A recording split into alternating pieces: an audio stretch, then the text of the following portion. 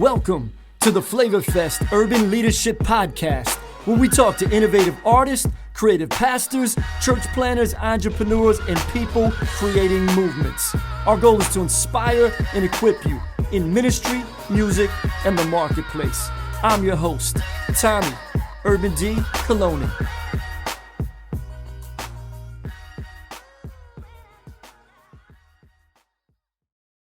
Hey guys, welcome to episode 23 of the Flavor Fest Urban Leadership Podcast. So glad you guys are jumping in with us today. We got a great episode.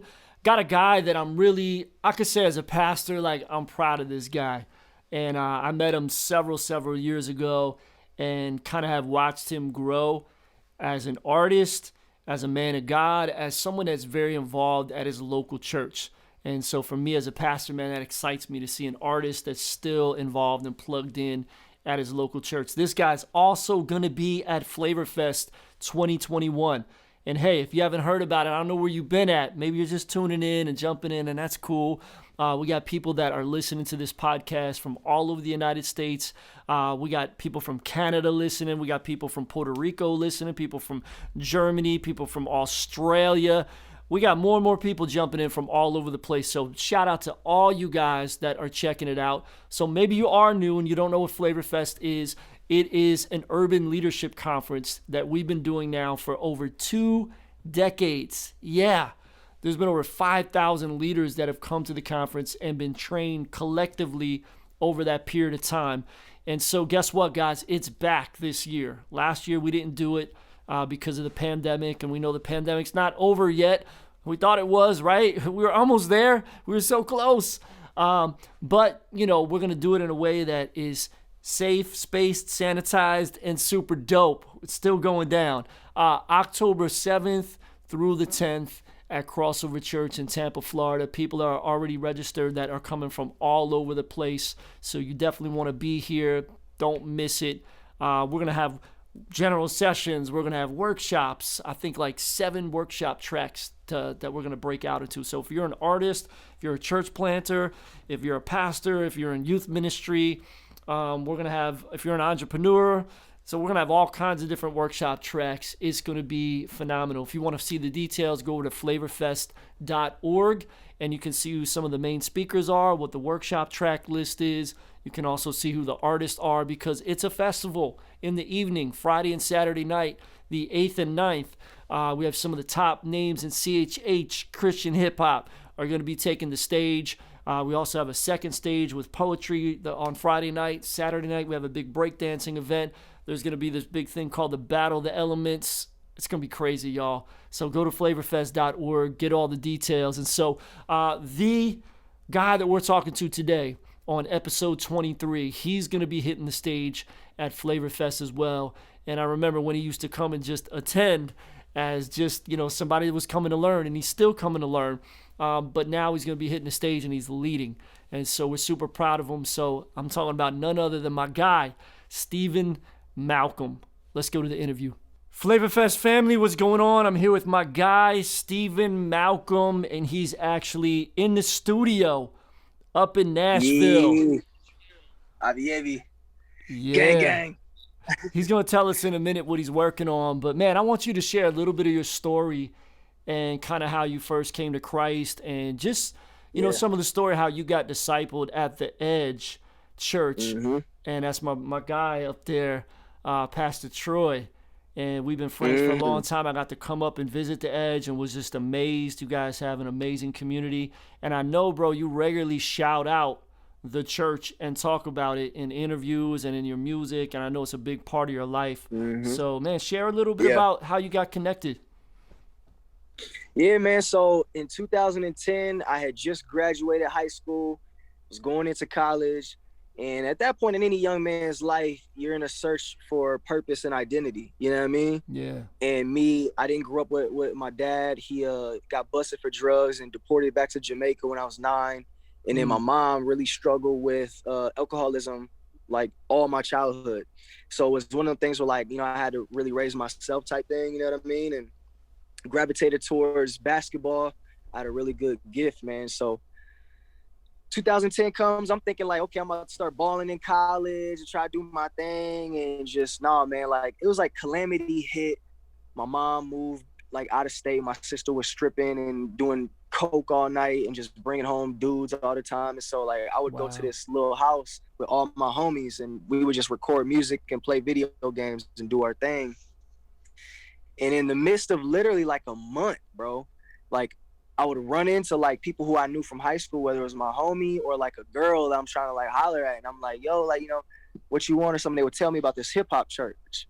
And like, I didn't grow up in church. I was not Yeah. interested ever in going to church and being a Christian, bro. It was just a thing of like, yo, everybody keeps saying this hip hop church. It's like a new club opened up somewhere, and everybody's like, you gotta check out You gotta club come to something the something. Like, edge. Come to the edge. yeah, that's what it felt like. Yo, imagine like I like church was never a thing in my life, but everybody keep on talking about this hip hop church. And so literally like one day I was bored, I went there and it changed my life, bro. Um After like a year of just, getting rooted in my faith and really wanting to know who Christ is and really walk with him. I let the pastor know, man, what's next? And he was just like, man, it's time to get up off your butt and serve God's people, serve the church. And he knew I had a talent in rapping. I was just jumping the ciphers here and there, you know what I mean? And stepped on stage, man, to lead worship at the church, just to serve God and serve his people. And it was a feeling that I couldn't not do again. It was such a contagious, such an addictive thing to be on stage and to use your words to impact people and to touch their soul and to connect them with God. It was something that I just was like, yo, this is it. This is my purpose. This is what I need to be doing. And so I surrendered, man. And I hit up Troy. I literally DM'd him and was like, hey man, I want to start walking with the Lord for real, for real. Let's really Mm. do this thing, man. And so we would meet, me and the pastor, Pastor Troy, like especially when I first started coming to the church, man, we would meet like once a week for breakfast, coffee, and Yeah, he that's would what's just up. give me the tools, you know what I mean? Give me the tools and walk with me. Mm-hmm. And he seen that I was serious. He calls it being fat, faithful, available, and teachable. And yeah, man, I stayed fat, man, and I just always came back like, and it was a thing of I was going back by myself. And yeah, man, just the feeling of being on stage leading worship was crazy. And I remember clear as day, I used to work at Nordstrom in the shoe department. And I was just like, man, like I think the Lord is telling me to do this as a career, like the music thing, man. I really feel Wow. pushed to really like pursue it as a career instead of just rehearsal on Wednesdays and Mm-hmm. leading worship on Saturdays. And so, yeah, I prayed, man. I on my knees, like not like I'm just chilling praying. Like I got on my knees, man, in my room, and I was like, God, if this is my calling for real, because I feel like you see a lot of the guys I'm called to rap, and they're not good. You know what I mean? And I really believe in you. You have to see fruit, man. There's got to be some type of like fruit that you got to Yeah. be seeing, man. And I was seeing a lot of fruit and getting a lot of confirmation from people that like, yo, this you're in your element, when you're leading worship. Uh-huh. And so yeah, I prayed, man, on my knees, and it was the only time in my life I tell people this that people like I heard God told me, Yep. it's the only time in my life where I felt a still voice say, it's not you doing it. I'm just using you as a tool. This is me. Wow. Now go. So what And year was that's that you started to lead worship at the Edge? 2011. Oh wow. Okay, so that was pretty quick. Like within the first year or so, you getting plugged in. Yeah. So I was, man, a decade ago. So that's where it Yeah. started. You leading worship. So now for everybody out there that's checking this out, when you say leading worship, so um, were you singing and rapping Yeah. or just rapping? Nah. Or Just rapping, man. Just rap. We would do like Lecrae covers. Like, man, I okay, used to love to do Hallelujah. Don't waste your life. yeah, And then that's how I learned how to fast rap, because I had to do one of like KB songs, man. yeah, Gosh, I want to say it was like Uno Seis or something like that. I don't know. He has a fast verse on something, or maybe it was Saints. Yeah, Saints. I when the had to Saints go learn marching Saints by in, Eddie yeah, yeah, Mineo.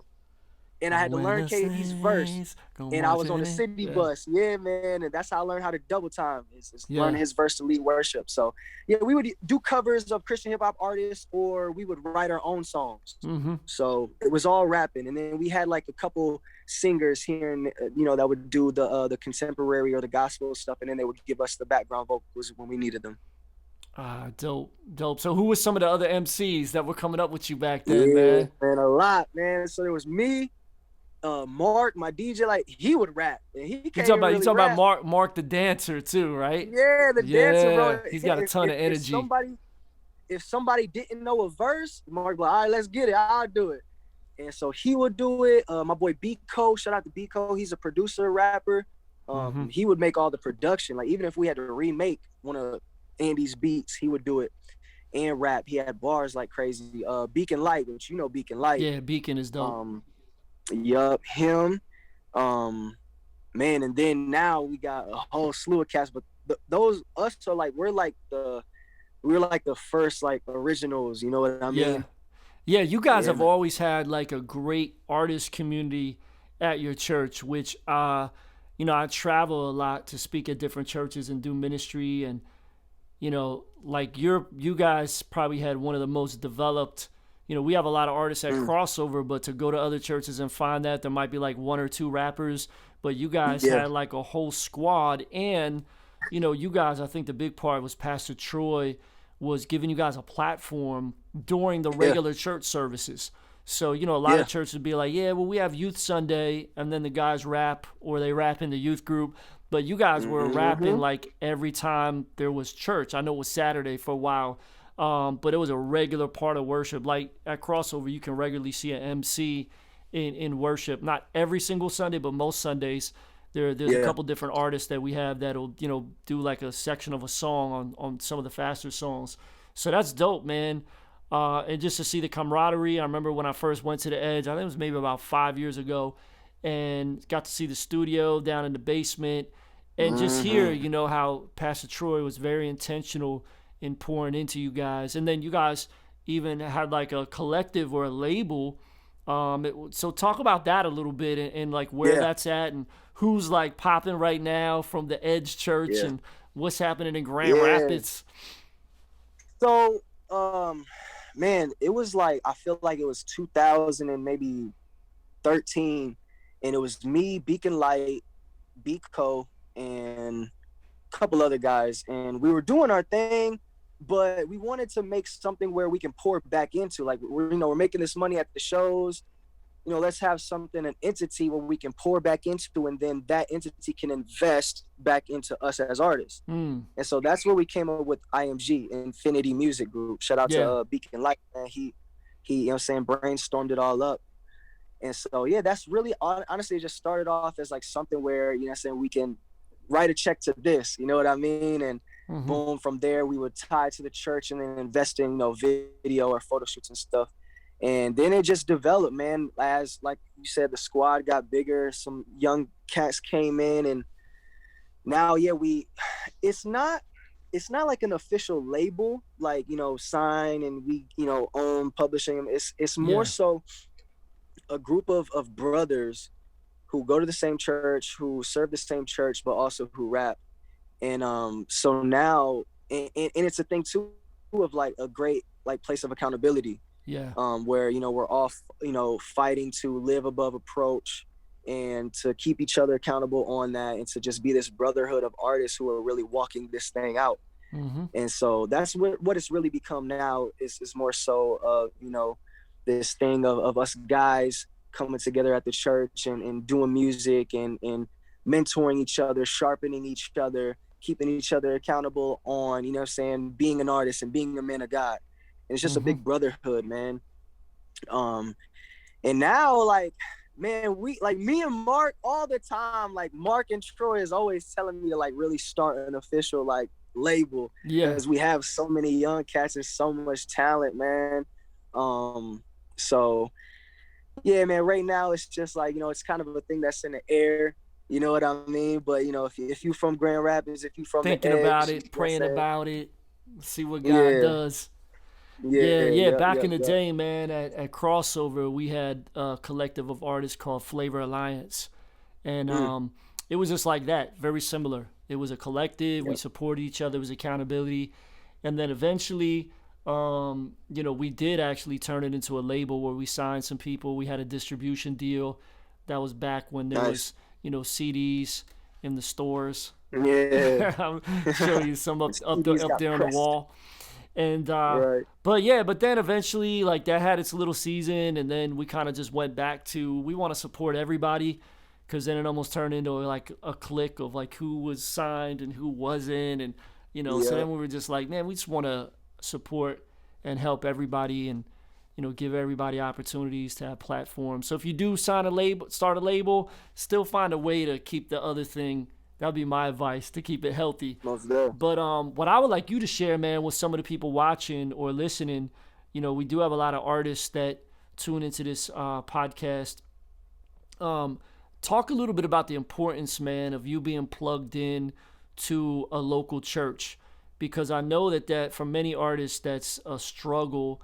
And now, granted, I know a lot of artists feel like they're not embraced. There's not a place for their gift, at at Hmm. the church that they're plugged into or the church they've grown up at. I know Yep. for a church like yours and mine, we're maybe the anomalies, because so there is more of a support system. But talk about the importance, man, even outside of the music stuff, of just maybe some of the leadership lessons or the mentorship that you received Hmm. that's helped you grow into the man and the artist and the entrepreneur that you are now. Yeah. Yeah, man. It's just it brought and still to this day brings one accountability in all aspects of life. Like when I say accountability, I don't mean, he's calling me to make sure I don't DM homegirl. You know what I mean? It's accountability of, what I'm saying, like, how's your finances? You know what I mean? Like, Yeah. how's your relationship, your marriage going? How's your family and stuff like that? And so, yeah, man, to this day, like, I still have regular calls, you know what I'm saying? Like with my pastor, we Zoom, me, him, and Mark, we go out for breakfast. Just elders at the church, man, for wisdom. It's having that community around, man, to just fellowship, and it keeps you sharp. I feel Mm-hmm. like as an artist, specifically as an artist, when there's artists listening, when you're in this industry, man, business, like, you turn into a shark. You feel me? Yeah. And Yup. so you have to keep your mind, in your heart connected to the vine, man, especially when you're out here, every day doing your thing. And you can't do that if you're not connected to the church. That's one thing Beacon Light always Mm-hmm. hammered to me, is just like, bro, if you disconnect from the vine, how are you walking in the spirit? That's good. So, yeah, man, like, I'm a real Christian, bro. I'm a real man of God, and I want to look and walk like Jesus every day. And so, yeah, man, I'm gonna continue to eat at that table that feeds my spirit. You know what I mean? No That's matter how good, man. busy I get, man. To this day, the worship leader still hits me up like, hey, man, are you free this Sunday to lead? So, yeah, man, it's so important, specifically to keep your mind and your heart sharp and stay connected to the vine, because if Yeah. you out here, man, your mind gonna start wandering. That's good. So artists out there, man, take note of that. Take note of that. You got to be plugged in. You got to be grounded somewhere, because when you're on the road regularly and you're seeing all these people and they love your music, they want a selfie with you. They're like, they're hitting you up on socials. But when you go to your church that Sunday, those people are not impressed with you, because they see you all Yeah. the time, and that's a place where you could be um, held accountable, where you can be real, where you're Mm-hmm. not a superstar, and just like Steven said, to serve. Because listen, you heard what he just said. He said the worship leader calls me and says, "Are you free this weekend?" So even though now he's a national artist, he's traveling, he's touring, he hasn't been like, nah, I don't do that no more. Like when he's Mm-hmm. available, he'll still step in and be part of the worship team. And so you got to find ways that you as an artist can not only be grounded with accountability, but you're also still serving. There's something special about serving, because just like you just said, bro, you were talking about you can become a shark business wise. And I know many artists that are like, well, I don't rap at my church anymore because this is what I do now for my job. Like I get Yeah. paid to go rap. Oh well, my church wants me to rap. Well, I get paid to do this. So Yeah. like Like, nah, you can still Terrible. use your gift at your church. Yeah, And man. I also want to challenge you to get outside of your gift too. So, when Pastor Troy says, hey, Steven, like, can you move these chairs over here? I know your heart, bro. You're like, word, let's go. But No some artists question. like, nah, man, I don't move chairs anymore. Like one thing I love about KB, when KB was part of our church, even after he was signed, which was when we first moved into this facility, he was here on a work day, like sweeping the floors as a signed artist, moving stuff, Hmm. picking stuff up. He wasn't afraid to still get his hands dirty. And I know to this day, he's still like that, serving at his church as well. So, artists out there, man, like if you're humble, if you stay connected, you serve at your local church, like man, it's gonna help keep you balanced, and God's gonna bless you Hmm. in so many ways. So man, talk to us a little bit about the music, man, and what you've been up to lately. Yeah. You're in the studio right now in Nashville as we're Yeah, recording man. this. So what you working on, man? What can we expect soon? You coming to Flavor Fest this year, Man. so you got some new stuff for us? Yeah. Yeah, man, absolutely, man. So I just dropped the EP, All Is True, man, produced by Track or Die Street Symphony. Mm. Woo! Crazy, man. The response has been crazy because I'm at a point now, and I know you know what I'm talking about because you're an artist. Is I finally found like my why and my branding and like Ooh, who I am and what I want to say as an artist, bro. that's good, And man. you know what I'm saying? Like, yeah, like I'm 4 years in being signed and I've learned a lot, man. I observe a lot. And so with this EP, man, Street really helped me find my voice.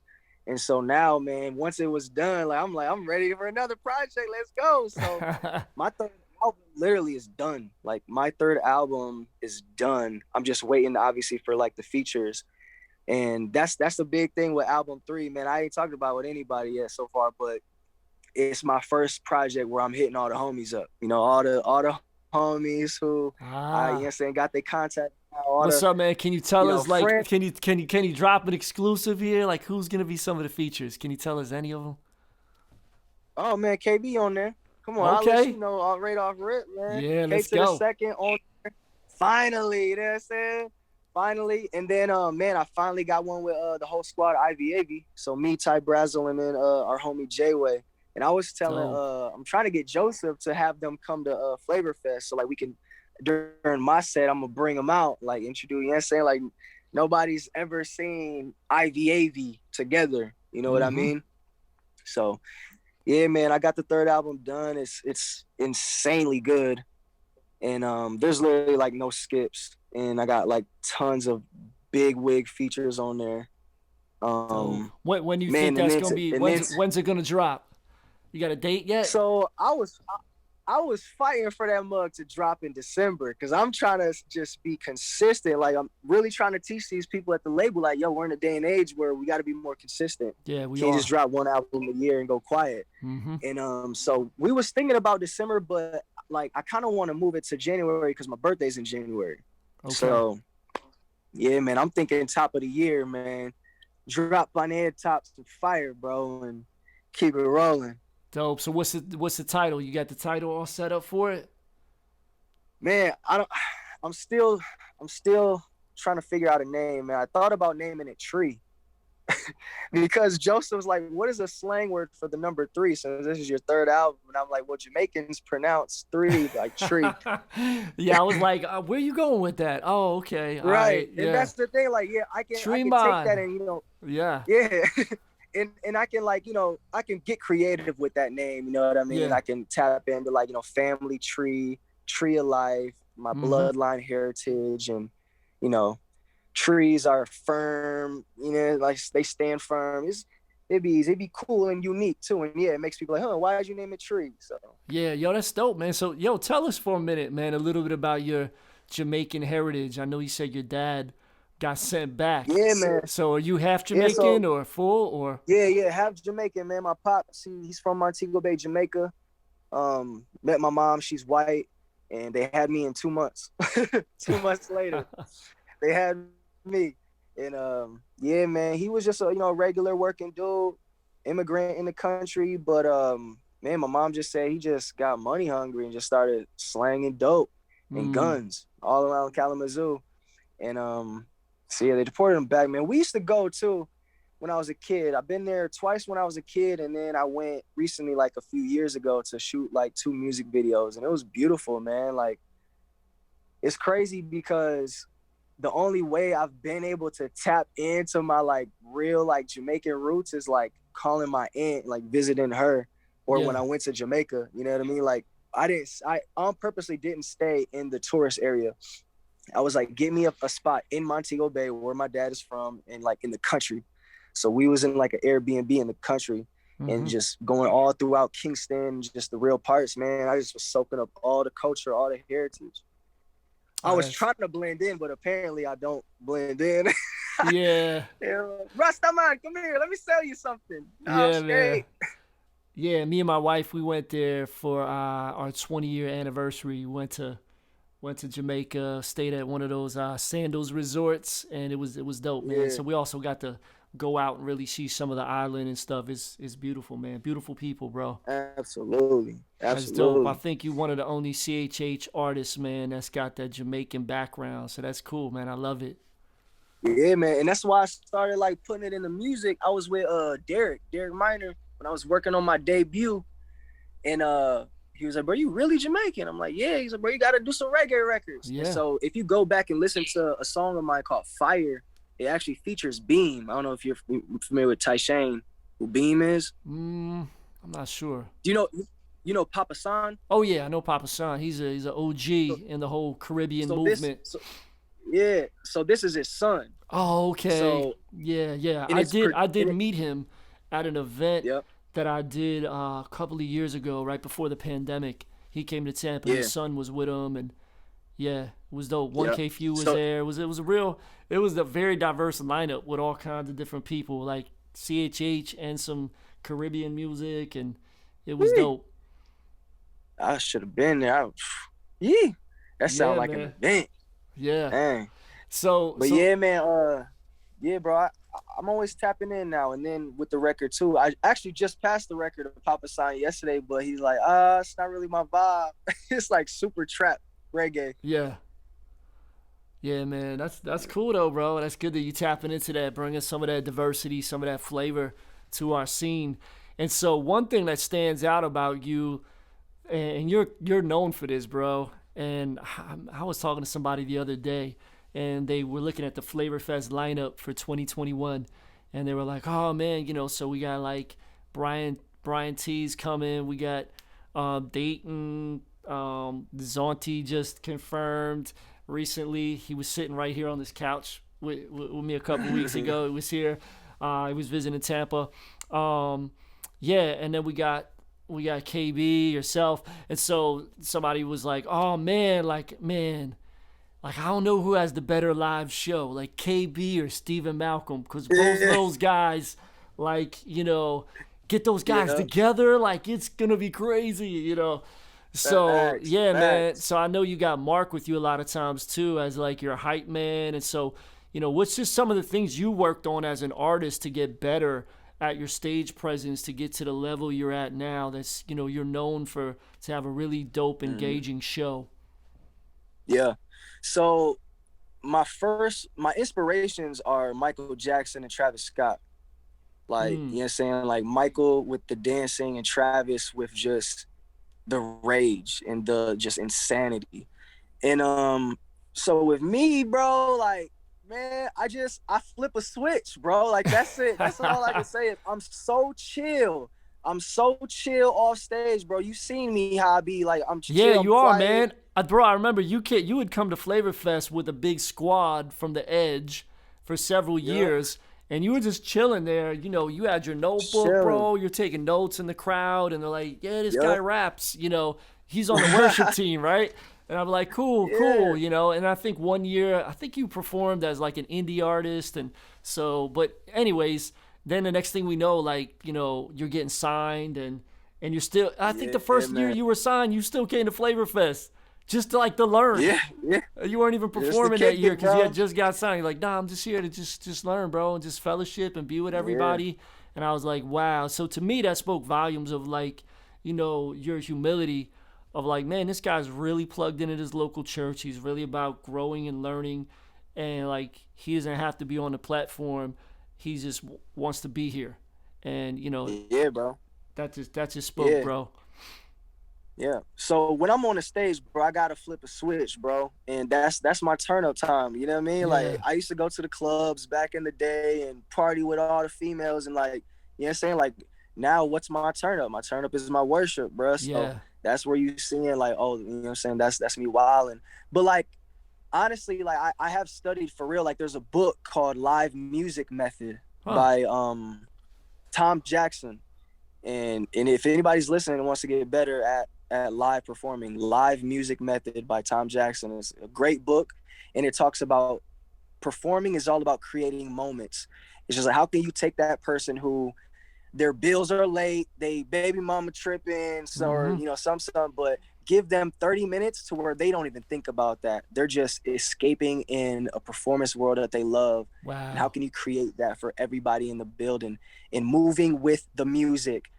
That's big for rappers. So my vocal coach, she practiced with me one time and she was like, why are you walking back and forth? The beat didn't change. She's Mm. like, sometimes just move with the music. If the first 8 bars, the 808 didn't come in yet, just stay center stage until that 808 comes. And once the 808 Yeah, comes, boom, then go stage left. that's So good. little things like that, like learning for real, like the craft of performing, reading a book, and just wanting to just flip that switch, boy.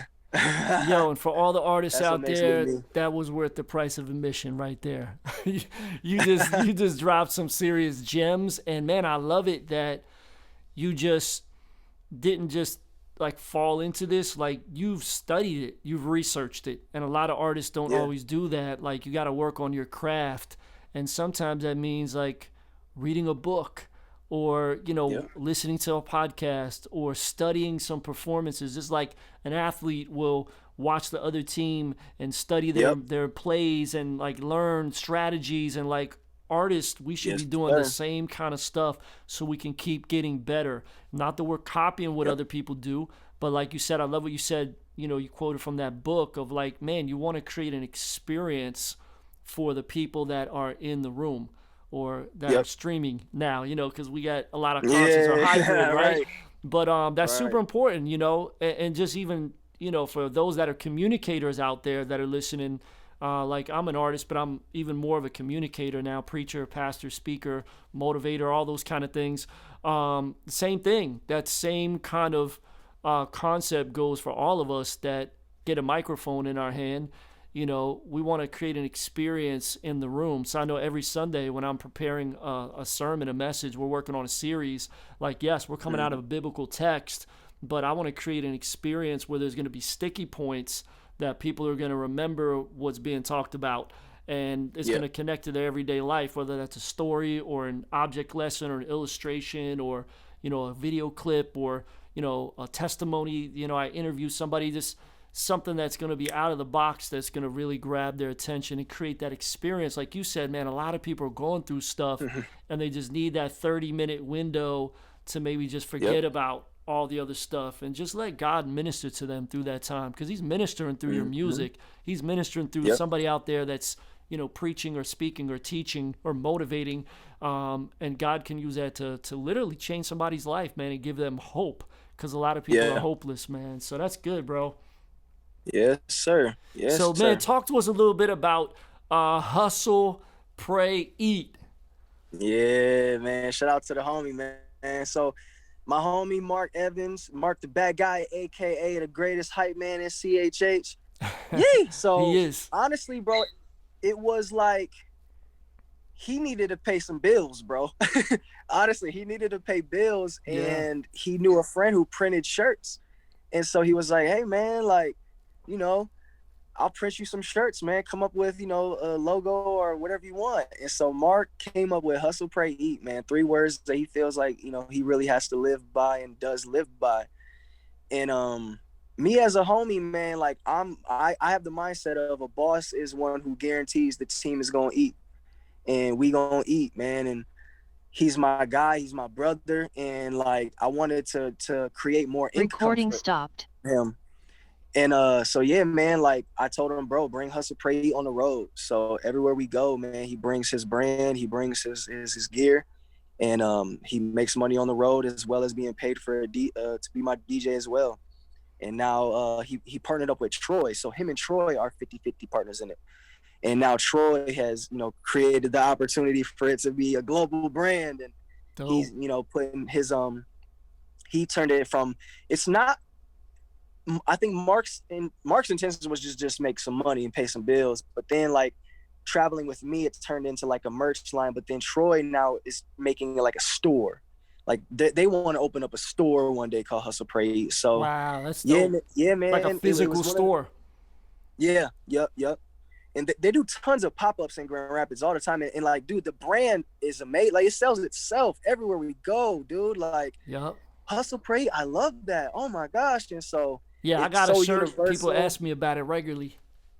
Yeah, man. So I just wanted to create an opportunity for my mans to make more money.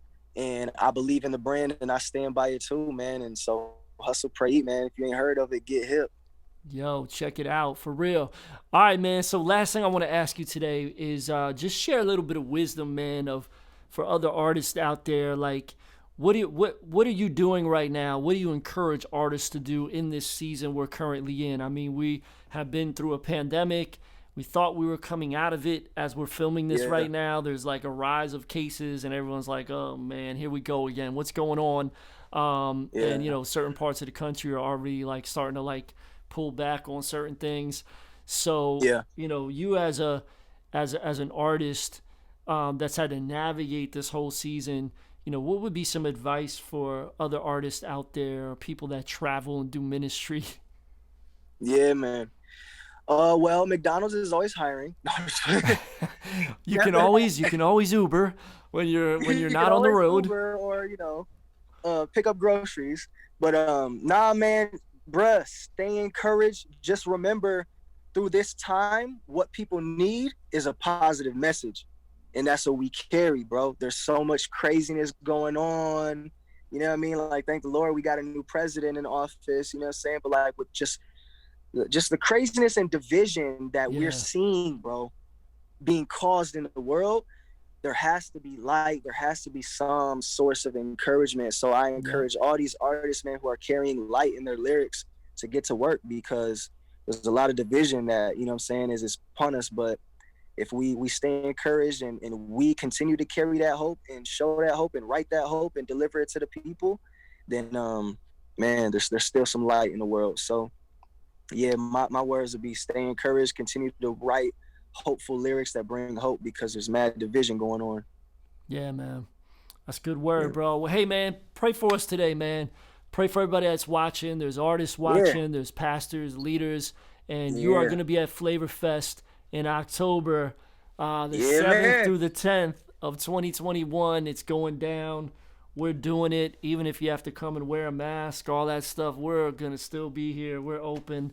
And by that time, I know we're in a little wave of cases. It's going to be going down soon. And we're going to get together, man. We're going to party. We're going to celebrate. We're going to learn together. Absolutely. We're going to serve together. It's going to be a great weekend, man. So just pray for everybody real quick, man. Appreciate you, bro. I got you. I got you, man. Heavenly Father, Lord, man, we thank you for your grace. Daddy, we thank you for your mercy. Two things that are undeserving each and every day, but you're just and you're sufficient. So I thank you for this time that I got to spend with my brother Tommy.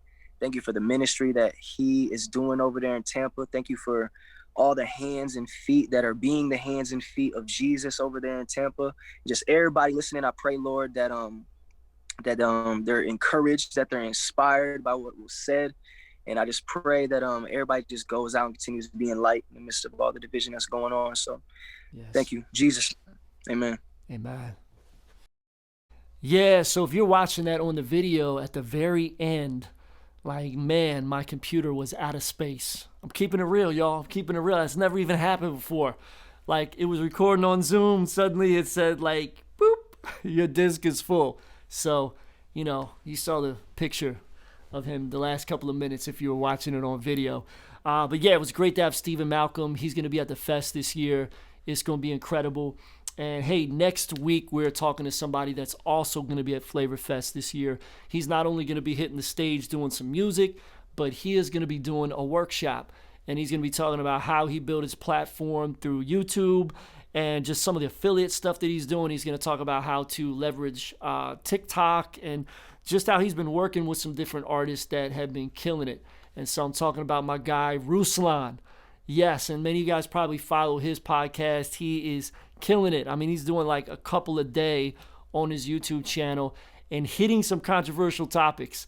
And so you don't want to miss the next episode with Ruslan. So until then, FlavorFest fam, go to flavorfest.org, register for the conference. We hope to see you guys. And if you can't come in person, there is a virtual option. So you can still attend the main sessions of the conference and you can catch the concerts. So if you go to the website, the virtual options are available. So let's go. Thanks for tuning into the FlavorFest Urban Leadership Podcast. Stay connected with us on social media at UrbanD813 and at FlavorFest. We'll talk to you guys next week. Peace and God bless.